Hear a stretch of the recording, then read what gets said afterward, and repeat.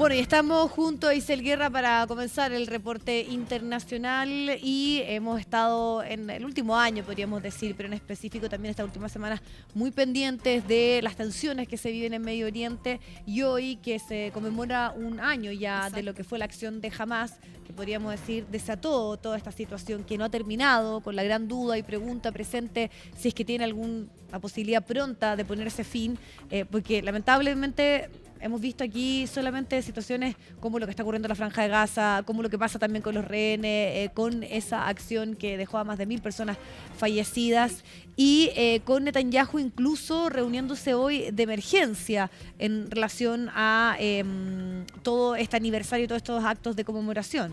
Sí, ¿cómo estás, Vivi? Es una jornada de dolor, aseguran en Israel, a raíz de lo ocurrido ese día sábado, ese 7 de octubre, con este ataque, esta incursión de milicianos de Hamás, cruzando la valla, cruzando la frontera y dejando en esa oportunidad 1.200 personas fallecidas en los kibbutz cercanos al enclave palestino. También, por cierto, en el festival Nova, ¿no? Este festival de música electrónica, y con ello, con lo que se desataba posteriormente, conforme avanzaban los días, las semanas y a los meses. Hoy finalmente se cumple un año, 12 meses de un conflicto en la Franja de Gaza que deja casi 42.000 personas fallecidas. Se suman además otras más de 10.000 personas que están desaparecidas y, como tú bien lo señalaba, Vivi, al menos hasta ahora sin ninguna posibilidad, al menos concreta y certera prontamente, de que efectivamente se vaya a alcanzar un acuerdo que permita un cese a las hostilidades y con ello también, ojo, el intercambio y la liberación de 101 rehenes que aún permanecen bajo el cautiverio de Hamás. Por eso las imágenes que ven ustedes ahí en pantalla de las diversas conmemoraciones, homenajes durante este día en diversos puntos de Israel, en Jerusalén, en Tel Aviv, también así en la zona donde se estaba desarrollando este festival durante esa jornada de día 7 de octubre. Y claro, con la mayor duda, ¿cuándo se va a terminar este conflicto? ¿Cuál podría ser eventualmente la respuesta que lance Israel al ataque que vimos la semana pasada con estos 180 misiles balísticos, y cómo eso podría profundizar aún más este conflicto del que ya se extiende por un año?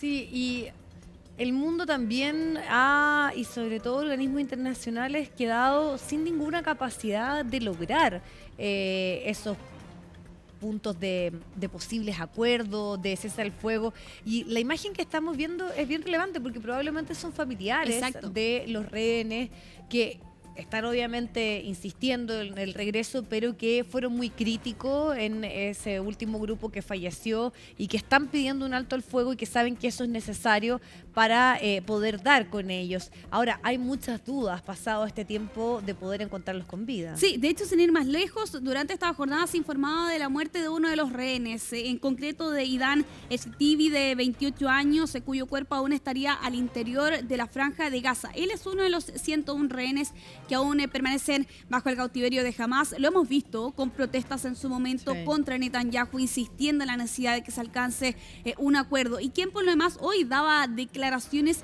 insistiendo en la necesidad de liberar a todos los rehenes, así como también, y ha sido la premisa en otras oportunidades, la de eliminar a Hamás. Vamos a revisar parte de esas declaraciones que pronunciaba durante este día el primer ministro de Israel, Benjamín Netanyahu, al cumplirse un año de este conflicto. En este día, en este lugar, en muchos lugares de nuestro país, recordamos a nuestros caídos, a nuestros rehenes que estamos obligados a devolver y a nuestros héroes que cayeron por la defensa de la patria y la tierra. Pasamos por una terrible masacre hace un año y nos levantamos como un pueblo, como leones. He aquí un pueblo se levanta como leona y se yergue como león. Vivi, si nos remontamos a las primeras semanas del conflicto, solo en un mes murieron aproximadamente unas 10.000 personas en la Franja de Gaza. Para diciembre esa cifra se duplicaba, eran en 20.000, y hoy estamos bastante cerca de las 50.000 personas fallecidas, 42.000 personas fallecidas en particular. Un año brutal con las condiciones que ha estado atravesando el enclave palestino, una gravísima crisis humanitaria. De hecho, sin ir más lejos, prácticamente las imágenes satelitales que hemos visto en estos últimos días dan cuenta de que hay algunas zonas completamente borradas del mapa debido a la presencia de las tropas israelíes en este lugar, y por eso también en el caso de Cisjordania ocupada durante este día se registraban manifestaciones, protestas, que es de hecho lo que estamos viendo allí en imágenes. Sí, porque además hay que decir que más allá de la situación de estos actos, de todas las conmemoraciones, siguen los ataques. Exacto. A Líbano, a Gaza, con además, sobre todo la situación de la Franja de Gaza, con una cantidad enorme de fallecidos, ya todos los reportes, y nadie puede desconocer que en muchos casos estamos hablando de víctimas absolutamente inocentes, niños, mujeres. Y bueno, con lo mismo que nosotros estábamos conversando al inicio, sin ver de ningún lado de las partes la posibilidad de llegar a una pronta solución, a una posibilidad de cese al fuego, porque estamos hablando de un año brutal donde solamente hemos estado hablando de mayores tragedias y una incursión que con el paso del tiempo incluso ha ido como agudizándose, porque ahora ya se está expandiendo a otros territorios en Medio Oriente. Sí, partíamos este informe hablando de la Franja de Gaza, pero lo que hemos visto en estas últimas semanas también en el Líbano, teniendo en cuenta y recordando que en esa zona, en paralelo a lo que ocurría desde el 7 de octubre en adelante, también se registraban intercambios de disparos, pero no al nivel de lo que hemos visto en estas últimas 2 semanas. Vamos a revisar parte de las declaraciones que entregaba durante este día uno de los líderes de Hamás en el exilio en una entrevista exclusiva a Reuters, y a la vuelta, Vivi, te voy a mostrar, y también a quienes se nos ven en sus casas a esta hora, algunas de las cifras que existen y que están relacionadas con el conflicto entre Israel y Hamás. A la vuelta vamos a revisar justamente esas declaraciones. El 7 de octubre fue una reacción natural a la luz de todos los hechos y dimensiones, después de que el pueblo palestino llegara al borde de la explosión. La historia no comenzó el 7 de octubre, sino que fue la estación, una circunstancia y el estado de ebullición que obligó a nuestro pueblo a avanzar hacia la inundación al Gaza. Sí, hoy, como usted mencionó, hay grandes pérdidas, mártires, heridos y desplazados en Gaza, asesinatos diarios en Cisjordania, asesinatos hoy en Líbano y masacres. E Israel está atacando en todas partes. Esta inundación, el 7 de octubre, reveló la cara más fea de la entidad sionista. Bueno, estábamos revisando parte de las declaraciones que entregaba uno de los líderes de Hamás en el exilio, donde hablaba que esto no había comenzado el 7 de octubre, teniendo en cuenta la larga historia, ¿no?, de conflictos de tensión existente en esta zona también del planeta. Sí, y además hay que mencionar que hoy el ministro de Defensa israelí ha afirmado que hoy más que nunca tenemos el profundo compromiso de tomar todas las acciones, las medidas para derrotar a nuestros enemigos también por parte de ellos, se sigue enfatizando en este discurso, pero en algún momento se hablaba que probablemente cuando, pensando en ese año que se cumple, iba a bajar un poco todas las acciones, se iba a buscar responsables, porque hubo una serie de fallas, ¿no?, sí, que ocurrieron por ejemplo, de la inteligencia, de la capacidad de prever este tipo de situaciones y responsabilidades que se están pidiendo, estatales o políticas, que no se han asumido hasta ahora. Y sabemos que ahí también hay internamente en el propio Israel una fuerte resistencia en contra de Netanyahu. Exacto. Y muchos especialistas dicen, bueno, que Netanyahu está utilizando todas estas acciones para que no exista esa posibilidad de pedirle a él que pueda responder. Bueno, sabemos que el mundo también le ha pedido respuesta por todo lo que tiene que ver con su accionar, pero especialmente internamente por qué falló, cuál es su responsabilidad y qué ha pasado también con la estrategia de traer a los rehenes. Sí, y eso por un lado, pero también con las acusaciones de corrupción que ya estaba enfrentando desde antes. Exactamente, claro. Benjamín Netanyahu.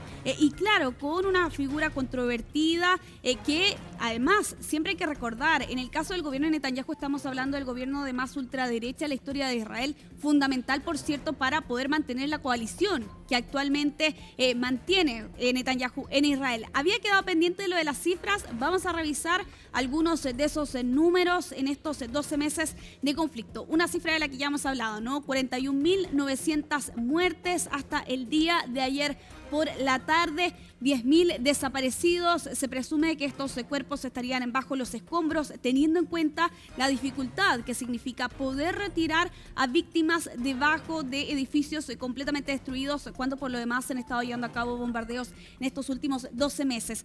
1,9 millones de desplazados en un territorio de 2,3 millones de habitantes. Se habla básicamente de aproximadamente el 90% de la población desplazada. Y ojo, no solo una vez, muchas de estas familias han tenido que abandonar los diferentes campos de refugiados en varias oportunidades durante este año. Y claro, tampoco olvidar, ¿no?, la situación de los rehenes. Estamos hablando de 101 personas que todavía están bajo el cautiverio de Hamás. Una treintena de ellos estarían muertos, según las proyecciones que han hecho las propias autoridades israelíes. Vamos a seguir revisando otras cifras, en particular respecto de la situación urbana, ¿no?, de la Franja de Gaza, este territorio de 365 kilómetros cuadrados, donde ya se habla de 227.000 viviendas destruidas o dañadas hasta la fecha. Hay imágenes satelitales que de hecho dan cuenta de básicamente algunas zonas completamente borradas del mapa. Y en el caso de los hospitales, 17 de 36 hospitales funcionando, pero ojo, parcialmente, no a una capacidad completa.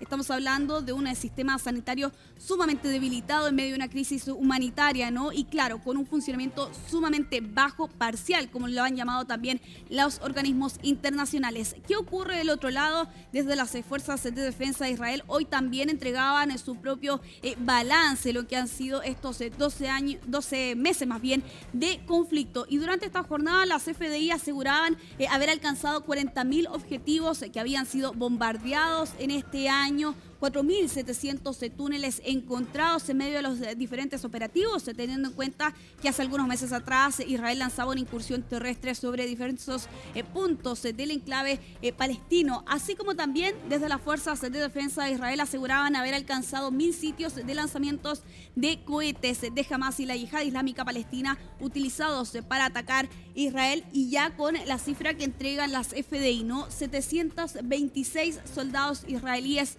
muertos en medio de este conflicto, Vivi, cuyas cifras, las imágenes son dramáticas, no solo a nivel civil, que es, por cierto, el drama más grande que está atravesando el enclave palestino, sino que también la situación de estos 101 rehenes que ya han pasado 12 meses y no han podido ser liberados del enclave palestino. Claro, cifras que evidencian la mayor brutalidad de la situación que se está viviendo y con una incertidumbre total en estos días y durante todo este año respecto a la posibilidad de llegar a un acuerdo, a un cese al fuego incluso. Recordemos que solamente hubo una instancia donde esto se logró por un par de días y que fue la forma también, por ejemplo, mirando el número de los hospitales dañados, de poder entregarles suministros básicos. Estamos hablando mucho de los lugares donde están estos campos refugiados, sobre todo en la Franja de Gaza, que ni siquiera hay acceso al agua. Exacto. Y hay un sinfín de otras situaciones como hambruna, enfermedades, que han hecho que estemos hablando de una tragedia tan grande que se está viviendo en ese lugar. Y vuelvo a insistir, ¿no?, con la incapacidad desde la ONU, de otros países, de poder mediar, de buscar algún punto para que se pueda salir un poco de esta lógica que solamente es una escalada bélica. Y hoy también con menos luces en relación a aquellos, a ciertas tratativas y conversaciones que, por ejemplo, el Cairo, me acuerdo, u otros países estuvieron propiciando, pero que al final no quedaron en nada. En nada, y de hecho la situación se ha agravado a tal punto que estamos a la espera de cuál podría ser ese ataque en represalia que podría lanzar Israel contra el régimen iraní, que probablemente podría ser otra situación que aumente aún más la tensión de una zona, un polvorín, como lo han calificado también algunos. Irán diciendo vamos a responder sí o sí si es que eso ocurre. Además. Exactamente, y con la gran pregunta, ¿cuándo va a terminar esto y cuál va a ser finalmente ese punto final? Vamos a estar pendientes durante toda esta jornada, llevándoles a ustedes las actualizaciones que lleguen desde la Franja de Gaza, desde el Líbano, también, por cierto, Israel e Irán durante este día, pero vamos a avanzar otras noticias que han marcado en materia internacional durante este día lunes.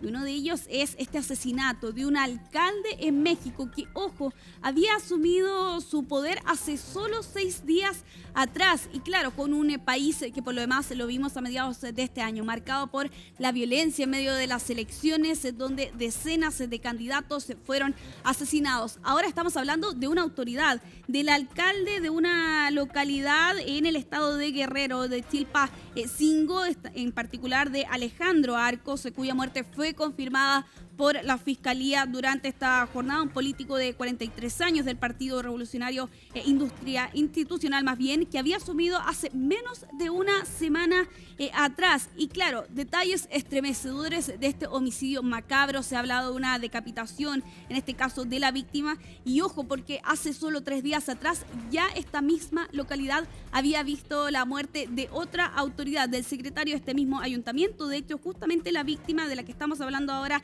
lamentaba ese asesinato sin saber que pocos días después él iba a ser esa víctima. Está previsto que para esta semana, por lo demás, Claudia Sheinbaum, la actual y recién asumida presidenta de México, entregue su plan de seguridad en un país donde hay 30.000 asesinatos cada año.